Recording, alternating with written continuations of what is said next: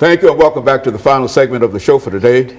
We're talking to Dr. Glover, the president of Tennessee State University, and she's given us some information in reference to her background, education, and some of her experiences coming to Tennessee State University. And now she's going to talk about some of the challenges and some of the opportunities that she has in terms of meeting some of those challenges and opportunities. Dr. Glover, let's pick up where we left off before we head our second commercial break.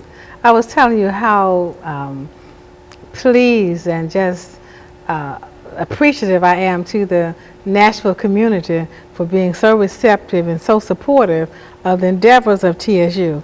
We put together a 5-point plan to increase our graduation rates for our students. That's our number one priority now, is to make sure that our students receive the support and the opportunity to graduate. Students have a right to graduate. So we are putting in procedures and implementing various activities to ensure retention, and so that students will have the opportunity to graduate. Because the new model now is not the number of students that you have. Of course, that's important because tuition revenue is always important, but the number of students who graduate. Now, funding is based on students who graduate. It's performance based now. So that's very, very important. And then we're looking also at fundraising and making partnership with the business community. We've made about 100 partnerships over the last year, and some have resulted in financial resources, some other resources. We have anonymous contributions that have come in, so we have really been hitting that ground running, beating the bushes to meet the corporate community, to partner with them, to show them that we have the students. Our partnership is based on students and the expertise of our faculty, and hopefully that you will respond with sponsorships and partnerships with us. So that's been a fun fun game for us for a year now. And so that's quite a bit of activity that you've become involved in terms of fundraising. I think I heard you say at one time that you really almost have to support Tennessee State University from private money as well as state money, because you don't receive as much money, you think, as a matter of fact, none of our institutions. I think that has always been the not charge, but one of the challenges that presidents have had to face. Absolutely. Most people are surprised when they hear that we receive less than a third of our funding from the state of Tennessee. And the rest, because of tuition revenue, government grants, private funds, but we find a way to raise the funds to keep the school going. But it's largely tuition driven. So the base, the out-of-state fees, the in-state fees, all that makes for our entire budget. Now, in terms of the kind of assistance that, because I've had a number of individuals on this show from Tennessee State University, and they've talked about the kind of assistance that they are able to receive through grants and some of the things that have happened dealing with the national administration in terms of opening up funds. Has Tennessee State University received any of those funds in reference to that? Well, we write a lot of grants, and yes, to date, I would say we received almost $40 million in funding from the federal government, the federal and state government, largely federal. And we spent a lot of time on the Hill in DC, talking to the various agencies, agriculture, treasury, health. We're talking to them, partnering with them to present the new programs that we have, the flagship programs, and the expertise of the faculty and staff, so that they will feel comfortable partnering with us and know that if they do bring us on as one of their partners, and they can sleep at night knowing that we'll get the job done. I think one thing that is noticeable, that there are a number of buildings that are going up on the campus at Tennessee State University.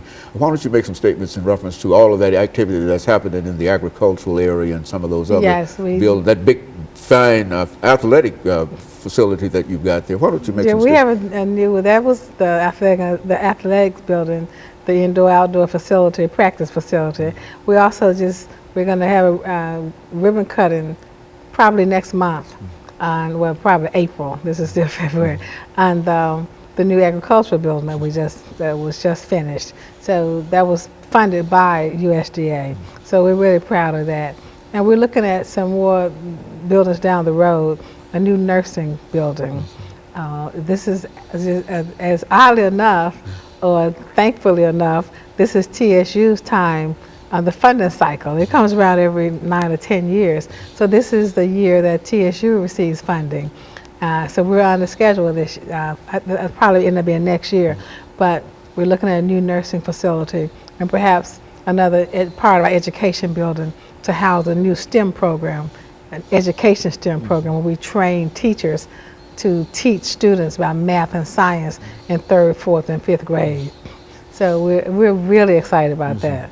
That STEM program, I've heard a lot about that program, and engineering and all of all these other activities, and the idea is to increase the number of graduates in these areas. Yeah, we want to, the whole STEM initiative across the country is to increase the number of African American graduates in the sciences and technology and engineering and math, because that number is woefully low.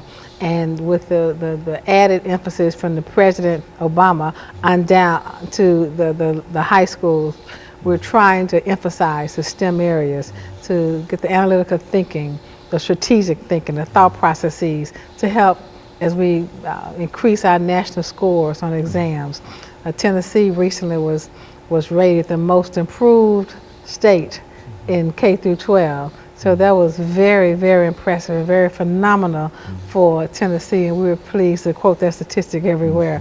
But we're looking at how can we as TSU help to improve the education status of our state and of course our country. There's an educational crisis across the country, there's no secret.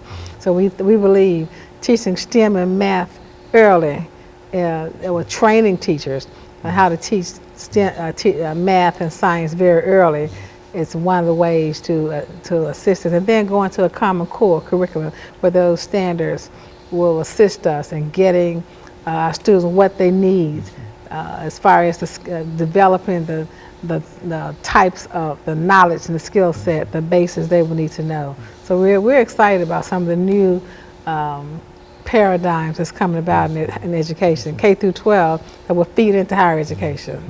You know, there's one question that I always raise whenever we have a person from Tennessee State University, and that has to do with the lottery funds. Are you receiving any of that lottery money from the state? Well, I mean, from the lottery? No, none to speak of. You're not receiving enough of it, I would imagine. Yeah, I'm not sure if we're receiving any of it. So, I mean, it's not enough to speak of and make a point about. Very good. Well, I can certainly appreciate that. So in a real sense, you're sort of optimistic in terms of the possibilities that that you face in terms of bringing more resources. Oh, it's unimaginable. We made so many partnerships, and we're talking to more companies by becoming engaged and understanding what TSU offers, and especially in the Nashville and Davidson County area, because TSU belongs to all of us. It belongs to Nashville, it belongs to the state of Tennessee, it belongs to you and me, it belongs to all of us. So we're selling TSU to the community, that we're no longer this university that's on a hill in North Nashville. We're out there meeting the needs of the business community. What the business community needs from Tennessee State is to be a fine academic partner and produce ready-to-employ graduates, and that's what we're striving to do. And you've got a nationally known education program and engineering program and nursing program and et cetera, and so you're really ready to move forward. And that's true. When people say, what is your flagship program? I have to brag and say there are flagships. I mean, the engineering, health sciences, agriculture, business, liberal arts. There are so many flagships until it's difficult to say that you can single out one or two. And so you're really excited, Dr. Glover. I'm excited. The alumni. I'm so excited about the excitement that's around me. I'm going to visit many of the alumni chapters, and that excitement is rubbed off. I gave them a challenge to meet a $50,000 challenge, and they've